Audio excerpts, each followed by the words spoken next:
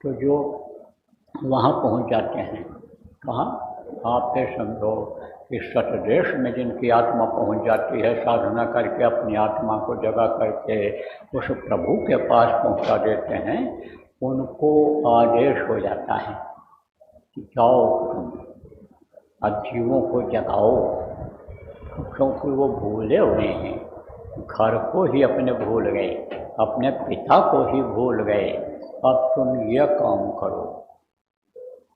तब लोगों को बताते हैं, समझाते हैं और विशेष दया करके लोगों को जोड़ते हैं। आपको एक दो उदाहरण बताता हूँ कबीर साहब का ही। कबीर साहब का शिष्य कौन हुआ है? इब्राहिम आदम, बलख बुखारे का बादशाह था। आपको दृष्टांत ये सुनाया गया है, पहले भी कई बार सुनाया गया है कि उसको कैसे महल के अंदर से निकाल कर ले आए थे, कैसे वो जुड़ा था, कैसे उसको होश आया था।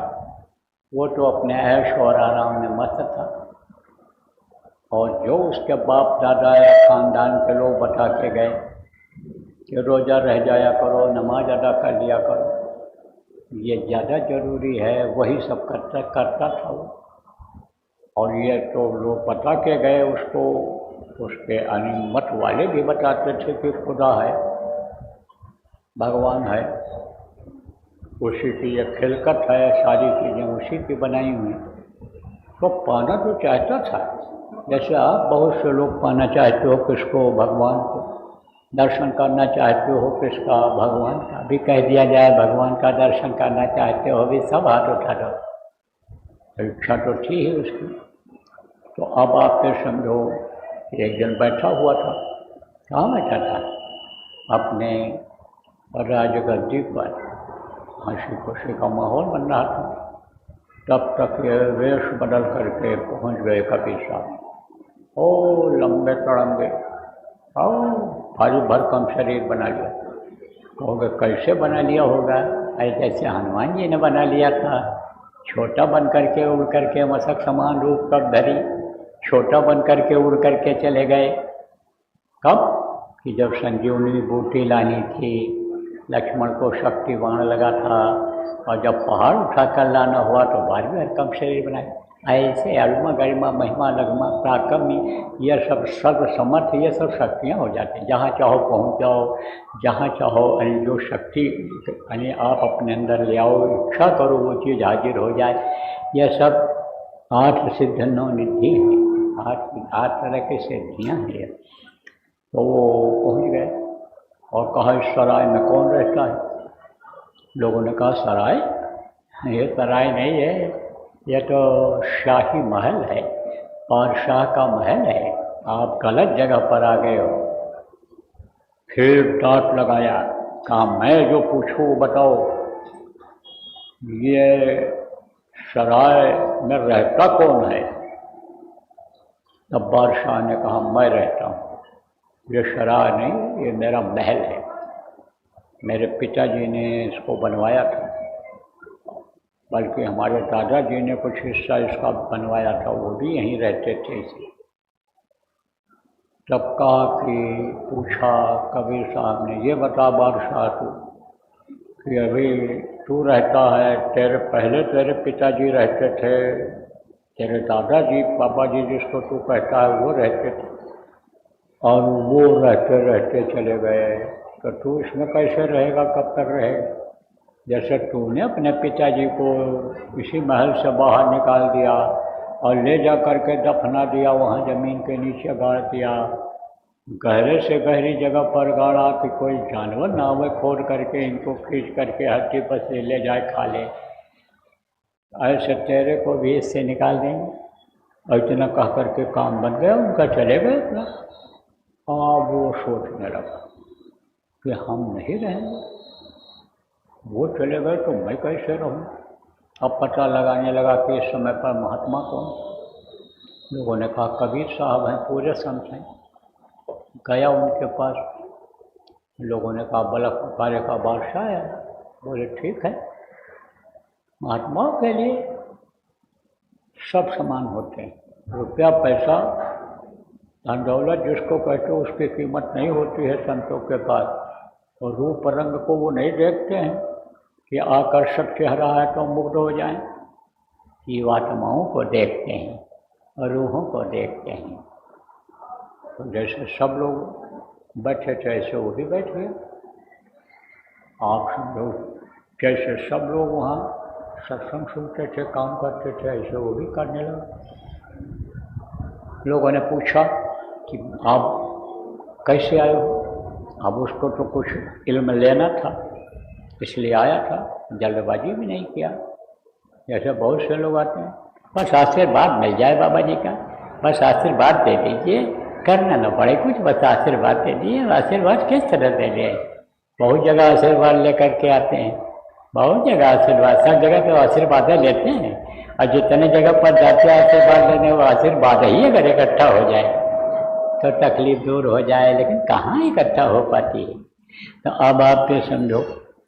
फिर लोगों ने जब पूछा तो बोला कि मैं कुछ लेने के लिए आया हूँ, सीखने के लिए आया हूँ। तो कहा कबीर साहब कुछ नहीं बोले। अब वो भी अपना ढाल गया। एक आध दिन तकलीफ होती है कहीं जाओ जब, उसके बाद आदमी सेट हो जाता है। वही भोजन अच्छा लगने लगता है, वही जगह अच्छी लगने लग जाती है, वही माहौल, वही पानी, वही हवा, यही सब अच्छा लगने लग जाता है। काफ़ी दिन तक रहा और सेवा छोटी सी छोटी करता रहा। लोग मना भी करते रहे कि आप मत करो, हम कर लेंगे।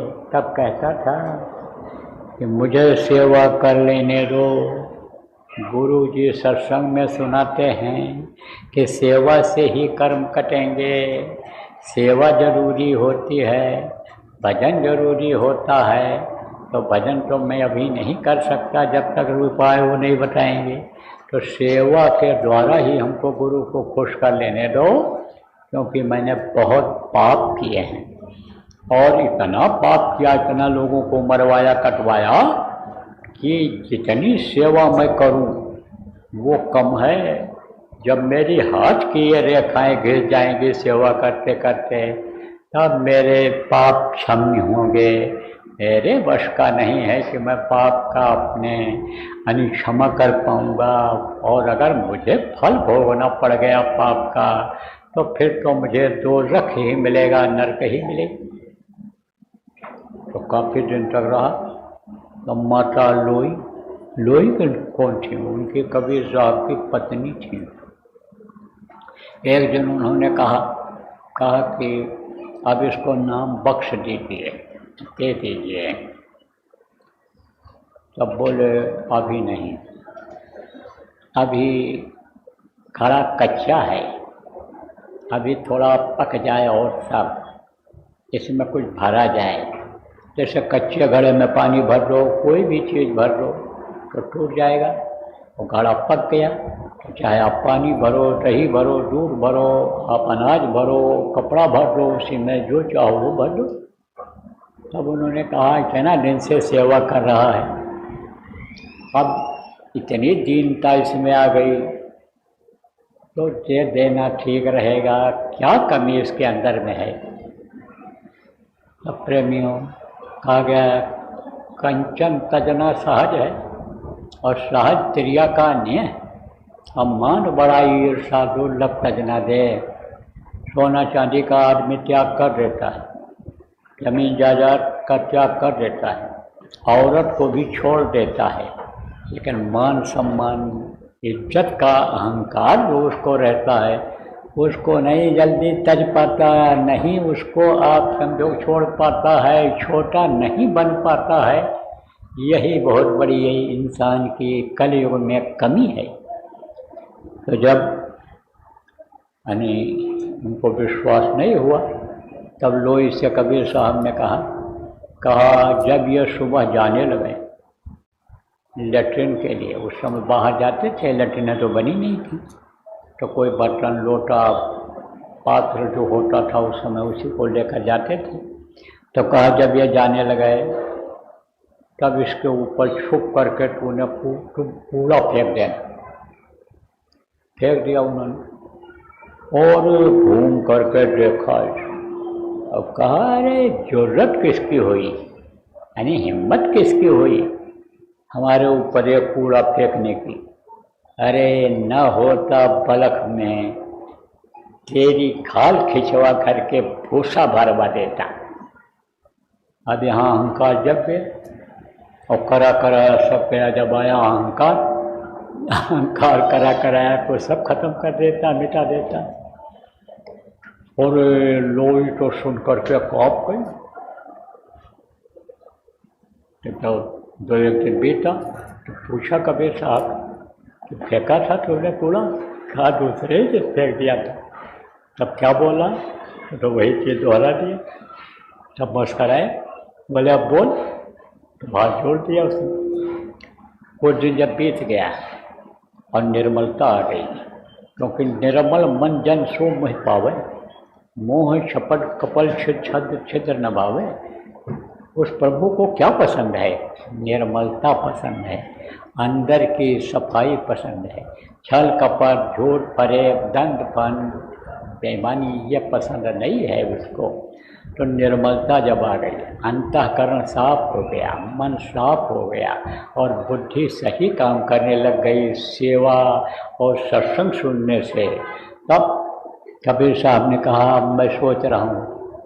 लोई बैठी थी, मैं सेवा में रहती थी 24 घंटे। आज की तरह से थोड़ा था एक धर्म एक बतनेमा और काम छोड़कर चलो सनेमा।